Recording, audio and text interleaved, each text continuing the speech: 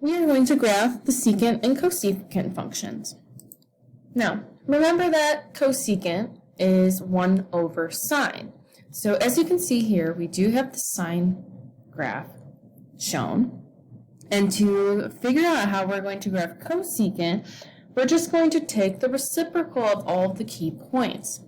So for example, if I were to start with 0, if I were to do 1 over 0, that actually is undefined, and that's going to lead us to our very first vertical asymptote. Okay, let's take a look at pi halves. 1 over 1, of course, is 1. And 1 over 0, because I'm going by y values, 1 over 0 is also undefined. Now, if I keep going along with these key points, right, every pi halves unit, you're going to notice this common theme, that every time that the sine graph crosses the x-axis, it looks like we have a vertical asymptote, and then every time we have a maximum or minimum, we have a point at that spot. Okay, so the difference now is that instead of, filling in the curve like we would with a sine graph, we actually have what looks like mini parabolas that are facing away from that x-axis, or what we could call our middle ground even. Looks really weird. There's our cosecant graph. Okay, so obviously it does go on infinitely to the right and infinitely to the left. It is still a periodic function. One thing I do want to keep in mind is that a full period, remember period means a full cycle till it begins to repeat itself. A full period actually is going to look like this. Okay? So just keep that in mind, that you kind of have like 2 of these parabolic shapes. Now we wouldn't call this a parabola graph because parabolas would continue to the right and the left forever, but it does just have that parabolic shape. So that's why I'm referring it to that. Okay, amplitude. Just like it was true for the tangent and cotangent graphs, it would not apply here because if you look at the range, which we haven't identified yet, but it is infinite, so we can't take half of the range. The period, you'll notice that it goes from 0 to 2 pi, so period is 2 pi. Domain is everything except for any of the vertical asymptotes. Well, we know that one of the vertical asymptotes, let's just choose 0, starts at 0 plus anything that is pi units to the right or pi units to the left of it, plus pi n. Now, I didn't really have to have that 0 there, right? I could have just written it as x is not equal to pi n, or I could also done, pi plus pi n, either way. And then range is going to be -infinity until -1 and 1 to infinity. Very unique looking graph. Let's do this same thing now, but with secant. Don't forget, secant is the same as 1 over cosine. So in a similar way, I would take, our cosine values and do 1 over that. So I've got a point here. 1 over 0 is undefined. And hopefully you're noticing a similar trend.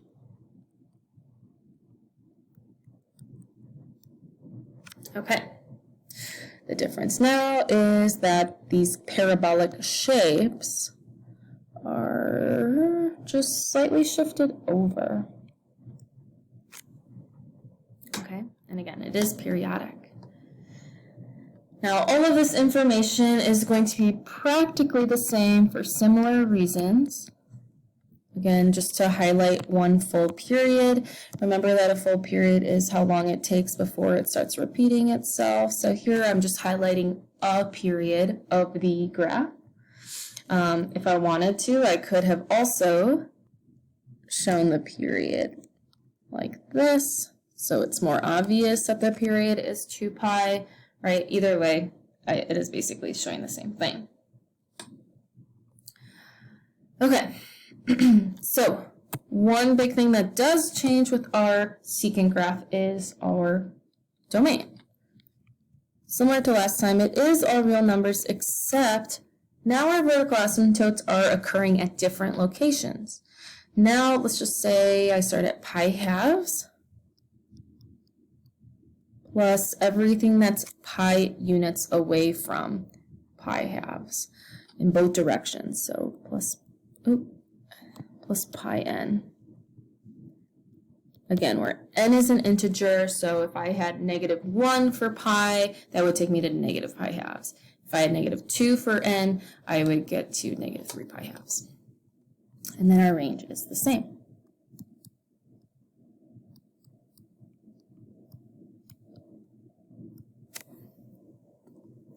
Okay, so seems like a lot, maybe a little overwhelming at first, but I will say that I think secant and cosecant are super easy if you just follow these strategies.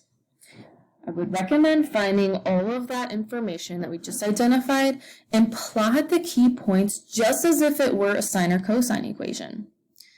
Then draw the secant or cosecant asymptotes. We know that that happens at 0 or wherever it would be undefined.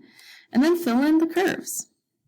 So let's practice. Again, for secant and cosecant, really want you guys to focus on the characteristics. The graphs are secondary, but the characteristics are really important. So again, I'm going to find all this information as if this were a cosine graph. Now, amplitude, there isn't one for secant, so I'm going to put not applicable, but a value, I do want to keep in mind that it is -2. Period is 2 pi divided by b, or in this case 2 pi thirds. If I were to put that into fourths, of course that's going to give me pi 6, so that's good to know.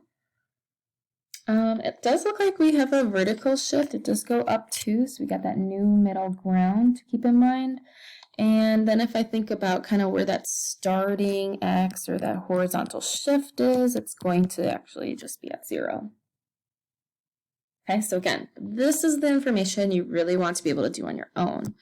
But let's talk about putting it together on a graph as well.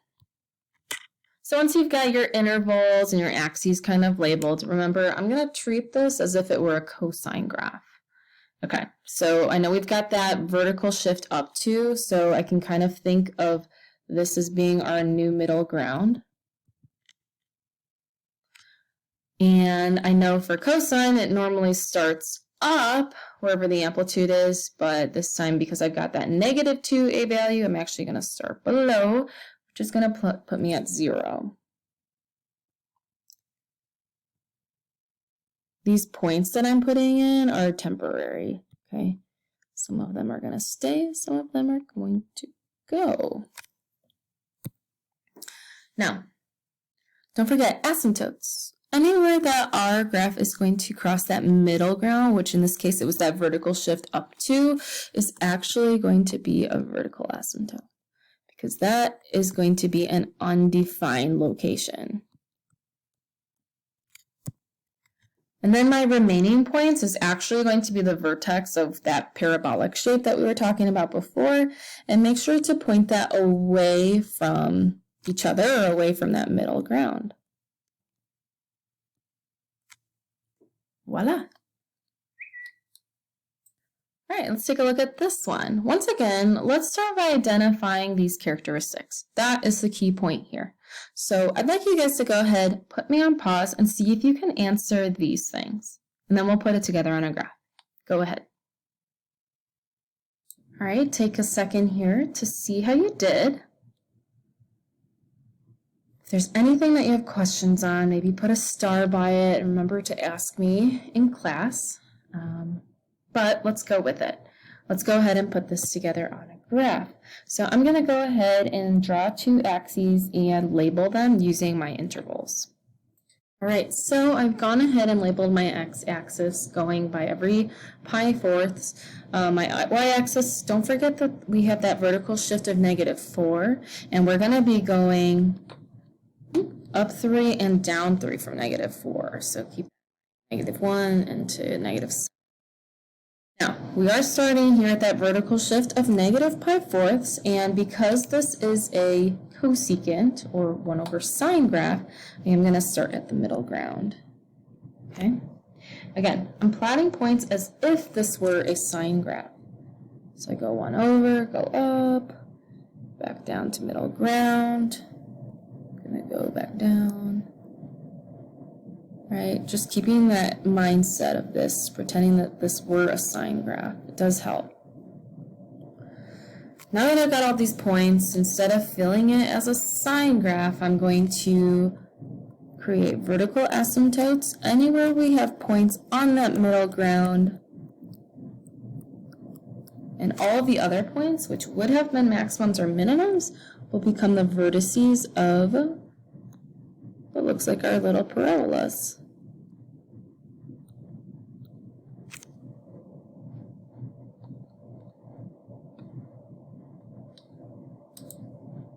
Okay, we've got another example. Keep in mind this is 2 minus secant. Once again, I would like you guys to go ahead and on your own figure out all these key features, and then if you're ambitious enough, feel free to try to graph it on your own. Okay? So go ahead, put me on pause.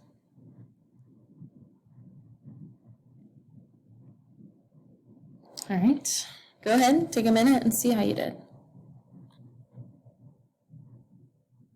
Once again, if there's anything that you got different, maybe see if you can figure it out from my work or put a star next to it and we can talk about it tomorrow. Let's go ahead and graph it.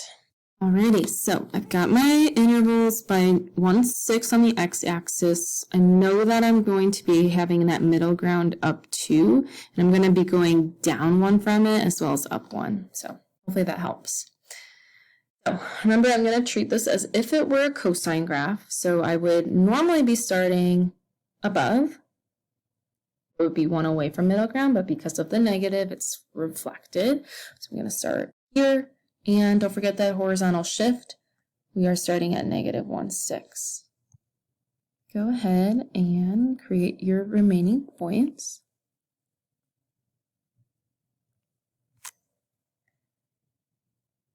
Okay. Vertical asymptotes anywhere that we cross middle ground.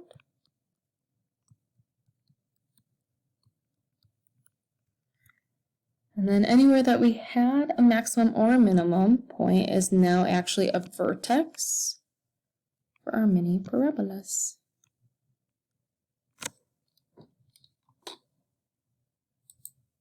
Okay, well done. Take a look at these concluding points.